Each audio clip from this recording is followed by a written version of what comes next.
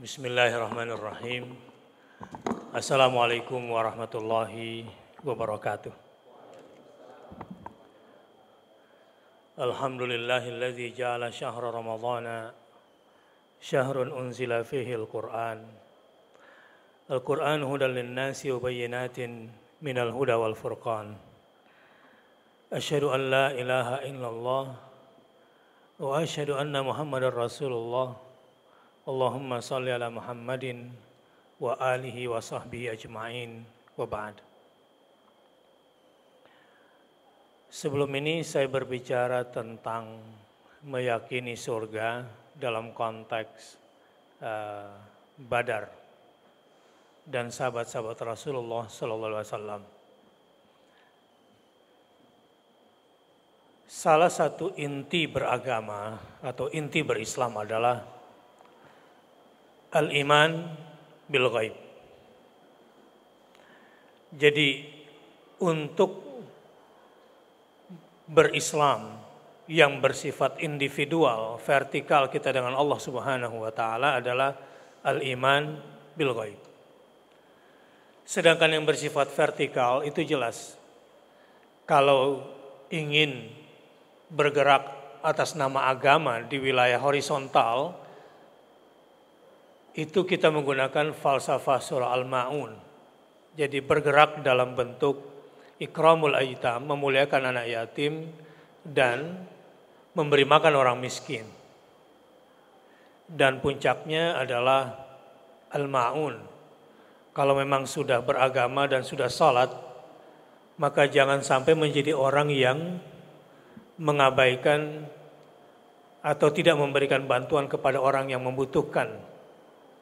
Nah sekarang saya masih pada bahasan tentang hubungan vertikal kita secara tauhid dengan Allah Subhanahu wa taala seputar al-iman bil ghaib. Kemarin saya sudah gambarkan tentang pentingnya deskripsi tentang surga supaya kita tertarik. Bagaimana kita akan beriman kepada akhirat yang gaib kalau surga sendiri yang menjadi puncak pengharapan itu tidak menarik. Nah, pada malam hari ini adalah sebaliknya. Saya akan membahas tentang jenis-jenis ancaman dan siksaan Allah di dunia ini dulu. Kita belum bicara neraka. Supaya ilmu kita tentang surga dan neraka tidak hanya sebatas dogma, khayalan. Sesungguhnya banyak orang Islam itu beribadah, sholat misalnya, atau mengerjakan perintah-perintah agama itu, ya jangan-jangan nanti setelah mati memang benar-benar ada tuh siksa kubur gitu. Jadi sesungguhnya apa yang dilakukan ini gamang sehingga dunia itu lebih menarik. Jangan-jangan benar ya nanti bakal ada surga dan ketemu sama Allah. Ya udahlah daripada nggak sama sekali mendingan sholat gitu. Tapi sesungguhnya pola keberagaman ini di lapangan sangat-sangat dogmatis, sangat-sangat ritualistik sehingga tidak mengejawantah, tidak kelihatan dalam kehidupan kesehariannya antara sholat dengan kehidupan sehari-hari. Mungkin lebih banyak masuk kategori fawailun lil musallin alladzina hum an salatihim sahun alladzina hum yuraun, dan puncaknya wa yamnaunal maun, tidak memberikan sesuatu yang berharga bagi orang yang membutuhkannya. Secara rasional saya akan mencoba untuk memandu cara berpikir dan sikap mental. Secara logika saya akan coba bacakan Al-Quran di surah Al-Ankabut ayat 40. Surah 29 ayat 40. A'udzubillahi minasyaitonirrajim, tentang macam-macam hukuman bagi umat yang mendustakan Rasul. Belum mendustakan Allah, ini mendustakan Rasul. A'udzu billahi minasyaitonir rajim. Fakullan akhadna bidzambihi faminhum man arsalna 'alaihi hasiba wa minhum man akhadhathu as-sayhah wa minhum man khasafna bihil ard wa minhum man aghraqna wa ma kana Allah liyadhlimahum walakin kanu anfusahum yadhlimun. Banyak nyamuk.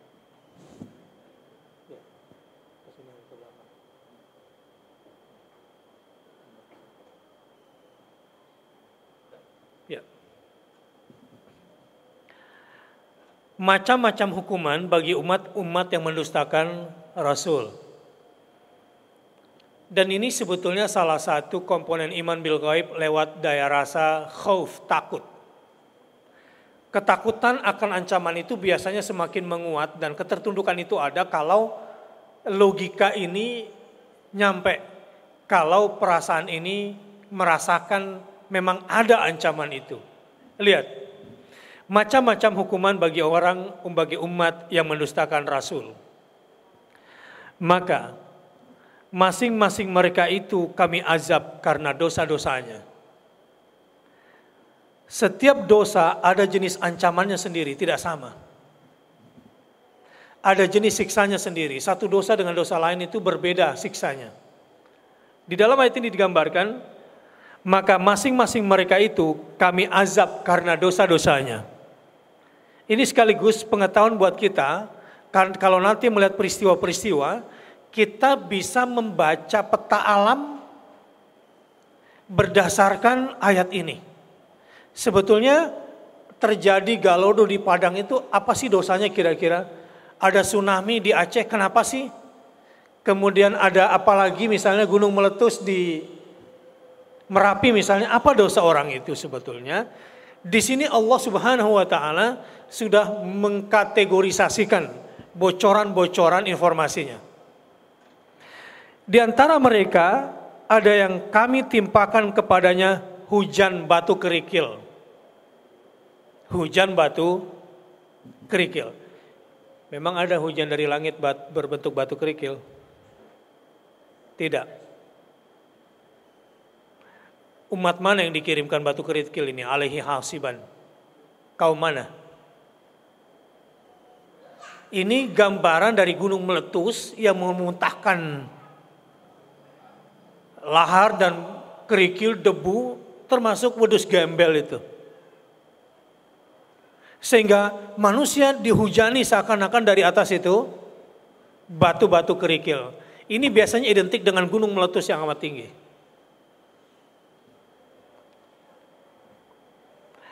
Ada yang ditimpa suara keras yang mengguntur. Ini biasanya nanti Anda bisa melihat sendiri kaum apa. Suara keras mengguntur dari langit ini sebetulnya seperti pecutan kilat, sambaran petir.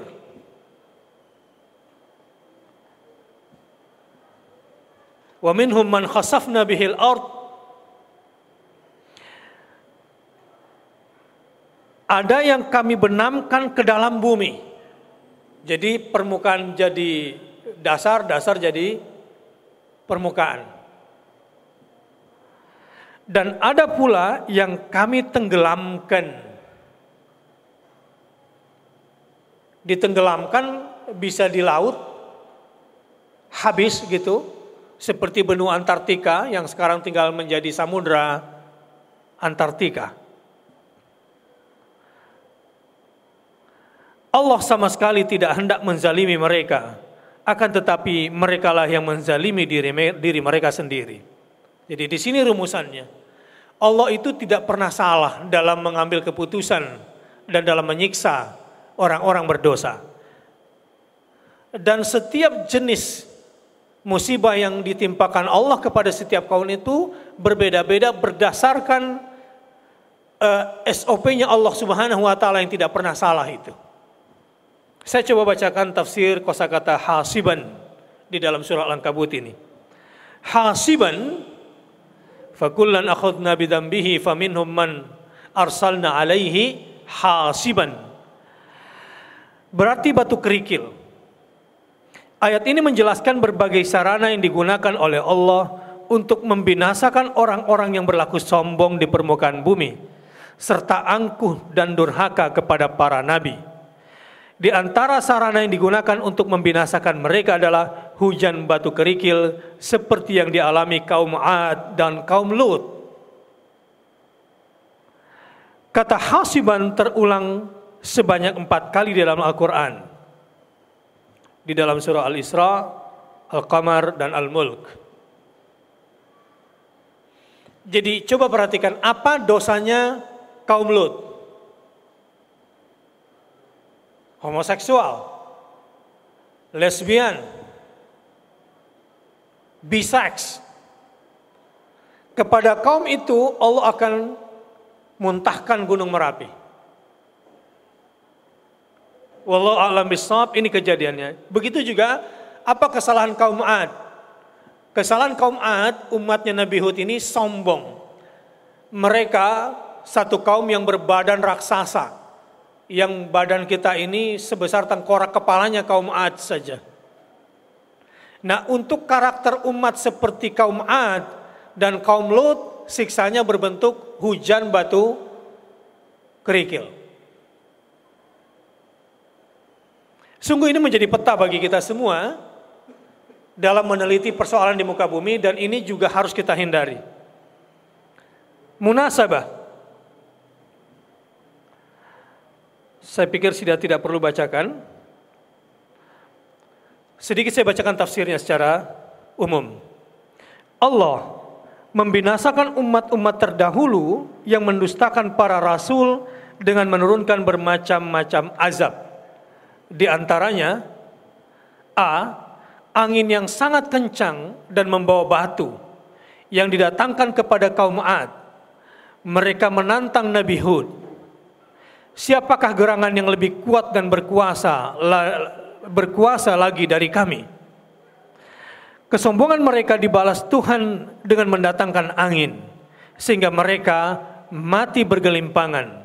Allah berfirman dalam ayat lain yang menjelaskan tentang siksaan itu. A'udzubillahi minasyaitonirrajim. Konkretnya apa yang terjadi pada kaum Ad. Wa amma 'adun fa uhliku birihin sarsarin 'atiyah. Sakharaha 'alaihim sab'a layalin wa thamaniyata ayyam husuman fataral qauma fiha sar'a ka'annahum a'jazu nakhlin khawiyah fahal tara lahum min baqiyah. Sedangkan kaum Ad, mereka telah dibinasakan dengan angin topan yang sangat dingin. Allah menimpakan angin itu kepada mereka selama 7 malam 8 hari terus menerus. Maka kamu melihat kaum Ad pada waktu itu mati bergelimpangan seperti batang-batang pohon kurma yang telah kosong atau lapuk. Maka adakah kamu melihat seseorang pun yang masih tersisa di antara mereka? Ini bentuk siksaan angin dingin kepada kaum Ad selama 7 hari.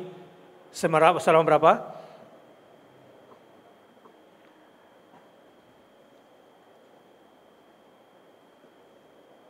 Sab'a layalin wa thamaniyata ayyam. 7 malam 8 hari. Jadi hari ke-8 itu peristiwa puncaknya. Setelah lama mereka panas sekali. Di hari ke-8 tiba-tiba datang awan. Mereka pikir inilah saatnya semua selesai. Ternyata itulah puncak azabnya kepada kaum Ad. B. Suara mengguntur dari langit. Suara mengguntur yang memecahkan anak telinga. Siksaan ini diturunkan kepada kaum Tsamud, umatnya Nabi Saleh. Mereka masih membangkang, tidak mau beriman kepada Nabi Saleh. Tiba-tiba mereka dipingsankan, lalu mati oleh kejutan suara yang mengguntur yang dahsyat sekali.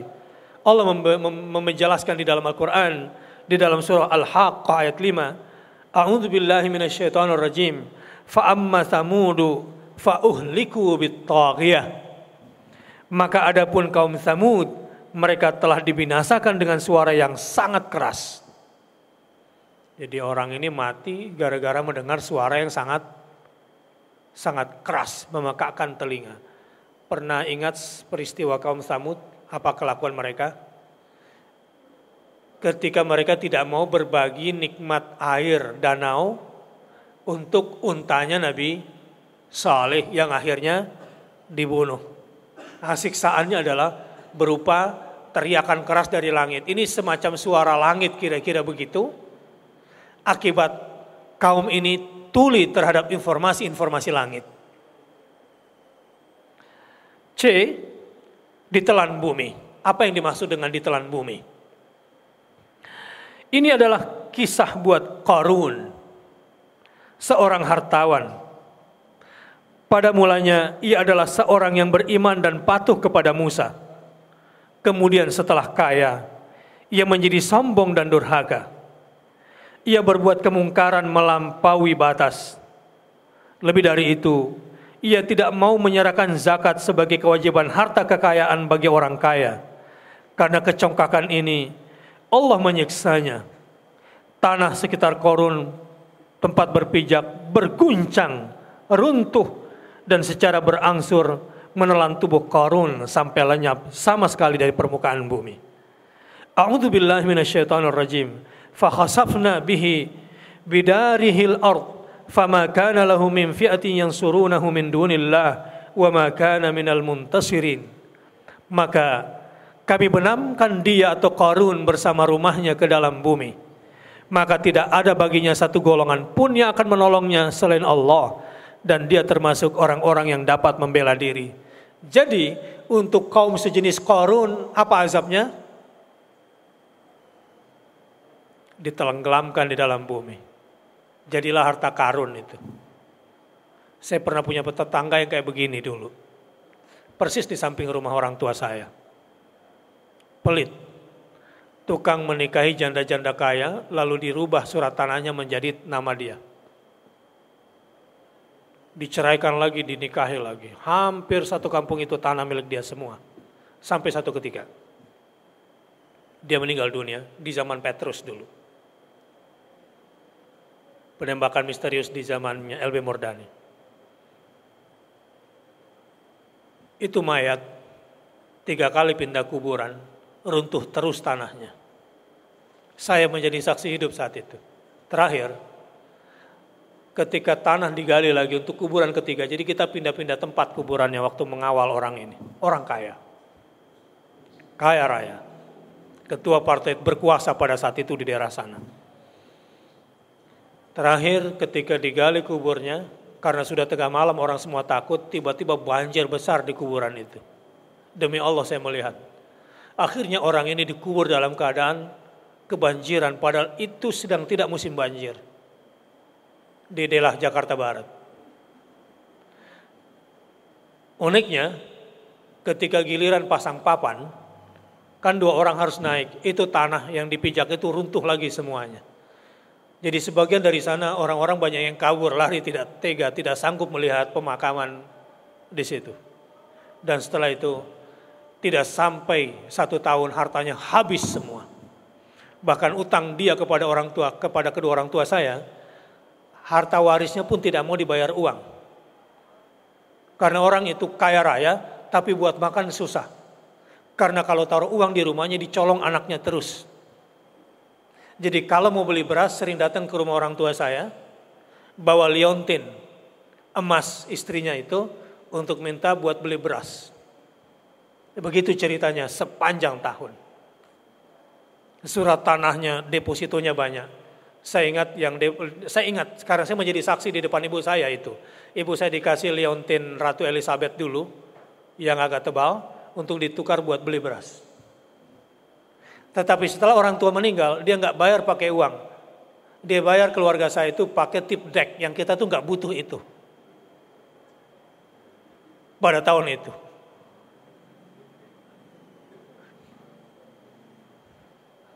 Na'udzubillah min dzalik, dan itu saksi hidup saya melihatnya. Nah begitulah orang-orang yang tidak berzakat, tidak berinfak, sombong dengan kekayaannya. Pernah dengar cerita Sa'labah? Orang kaya di masa Rasulullah, waktu masih miskin minta dia doakan. Rasul bilang janganlah kamu, gak cocok jadi orang kaya. Dia sungguh-sungguh ingin jadi orang kaya dan berniat untuk memberikan sedekah. 3 kali datang dan pada akhirnya keempat kalinya Rasul doakan, lambat laun kaya raya sebagai seorang peternak. Sampai akhirnya Madinah itu hampir penuh sesak oleh ternaknya, lalu dia disuruh pindah dan dibuatkan tempat khusus untuk peternakannya. Sampai pada akhirnya meninggalkan sholat dan meninggalkan sholat Jumat. Rasul marah kepada dia. Apa yang terjadi? Sejak di dunia disiksa oleh Rasul.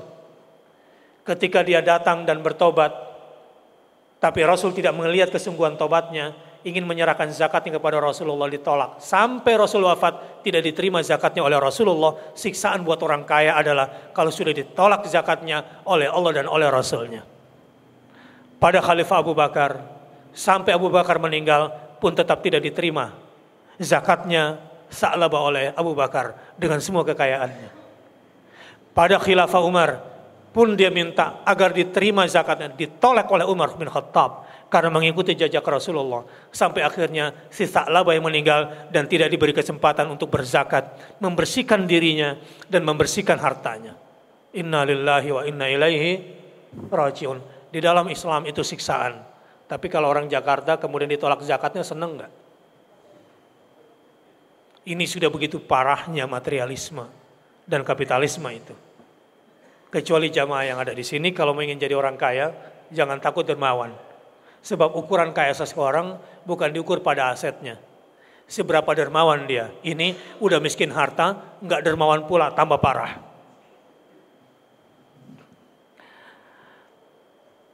Yang keempat, ditenggelamkan ke dalam air. Jenis yang keempat. Inilah siksaan buat Nabi Nuh bersama seluruh hartanya. Selain umat Nabi Nuh, Fir'aun, Haman, beserta bala tentaranya juga tenggelam di dalam Laut Merah sebagai balasan atas kesombongan dan siksaan yang mereka lakukan terhadap Musa dan pengikutnya. Firman Allah Subhanahu wa taala tentang Nuh dalam surah Al-Anbiya.